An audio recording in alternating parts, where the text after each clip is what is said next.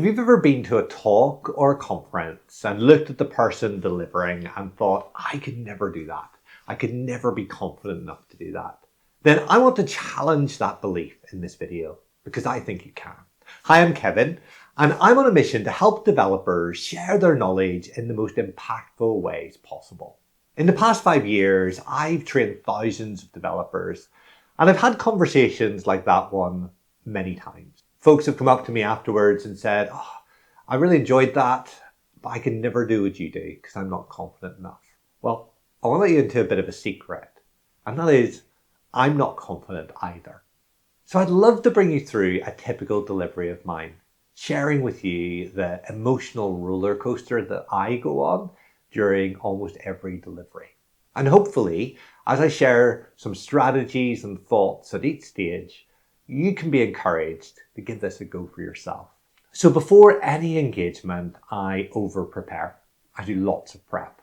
I read about the topic, I read latest blog posts, watch some videos, read books, and prepare materials as best I can. I learn about the people I'm going to deliver to, find out about their situation, find out about their roles and their typical experience, and prepare. And I generally feel pretty good.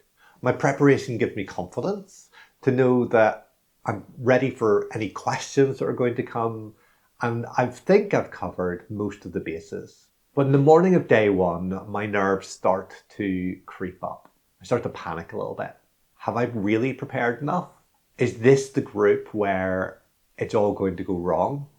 Where I'm not able to build rapport, where I'm not able to help these people make the transformations they want?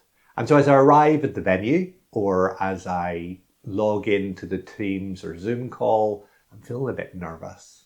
I'm worried. And I do all the practical things. I get my tech set up. I make sure that the student resources are ready, make sure that the room is ready, make sure everything is prepared. Getting nervous, I take a breath and feel my body. I remind myself that apparently the physiological effects of nervousness and fear are very similar to the physiological effects of excitement. And I can try to trick my brain and say, hey, this could be excitement. I'll lean into that a bit. Cognitively, I'm reminding myself of the prep, reminding myself that I've done this before, reminding myself that this should be okay. And then I start to meet people. Students start arriving, we start to kick off. And to be honest, my nerves kind of go away at that point. Because suddenly it's not a theoretical group of people, it's humans in a space. And I do what I do all the time, which I start asking folks about themselves. I ask them the 3 questions I start every course with about who they are, what their experience is, and what they hope to get out of the course. And as I focus on them and their needs and how I can make sure that the course that we're about to endeavour on is going to meet their goals, I'm too in it to feel nerves. I'm too in it to feel anxious. Instead, I'm building relationships. I'm focused on the people in front of me. So the delivery of day one goes through largely at that point, and there's a bit of a nagging voice at the back of my head. Oh, is this going okay? Or is it landing? Are folks asking questions? Are the exercises fitting what they need to do? I'm asking those questions in the moment. And I'm getting questions from my students, finding out what makes sense, what doesn't make sense. Could I be clearer? Reassuring them that this is a safe learning space, that if they haven't understood something I've said, that's on me, not on them, but they need to let me know so I can have another go. At the end of the day, I'll have a more formal feedback mechanism, like an exit ticket, where I can find out how they feel the pace and the content is going, and if they have any sort of takeaways or questions that they have outstanding. Day one is done. Folks start to go home. I go back to my hotel room or back into my house, and the nerves start to creep up again. I start to worry, maybe that didn't work. Maybe I've got too much material to cover in the time I've got left, or not enough material in the time I've got left. And my strategy then is to lean into the prep, read through the feedback, reassure myself that things are heading in the right direction. And if there is something missing, if there's something in the goal setting that wasn't included in the syllabus, I'll create new resources. I'll tweak the exercises if they felt too easy or too hard. I'll go through the exercises for the next day. And I'll do everything I can to reassure myself that what I've got ready to go is fit for purpose, is going to allow these people to meet their goals. And that cycle continues through each day of the training. In the moment, before I get to the classroom, I'm anxious, need to remember to be in my body, need to remind myself of the prep. While I'm teaching, I'm in it. I'm in relationship with other humans and don't have time to worry, don't have time to be anxious. And then afterwards, I'm processing feedback and processing the sessions and tweaking what needs to be tweaked.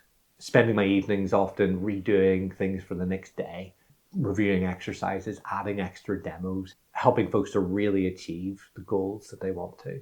So hopefully you see that it's not about me being a super confident person.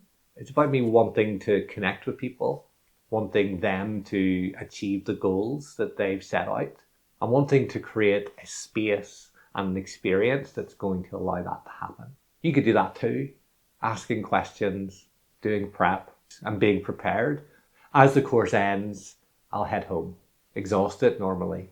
I'll write down some notes for next time to remind myself of things to cover, things not to cover, things to explain better, demos to avoid, demos to make sure I include. I'll read the feedback and then I'll get out of my own head, go for a walk, watch some TV, have a nap, play with my dog, hang out with my wife and kids. If you've thought about developer education, I can only encourage you. It's great. And you don't have to be a super confident person to do it. You do have to care about the people that you're delivering to want them to succeed and be committed to do what you can to allow that to happen. So do you have to be super confident to be an educator, a trainer, a speaker? I don't think so. I think you have to care. I think you have to be prepared. I think you have to listen to feedback and adapt. All of that is possible. All of that's learnable. So why not give it a go? Is there an opportunity for a lunchtime session at work in the next couple of weeks where you could share something with a group? Have you been working on something, learning something, finding out about something? Is there a conference coming up that you've enjoyed going to in the past? Why not put yourself forward and speak at it? Share some of the knowledge that you've been building and growing to the benefit of the rest of us so that we can learn from your experience. Hope that's been encouraging. That's all from me. From now, keep doing and keep learning, and I'll see you soon. Thanks. Bye.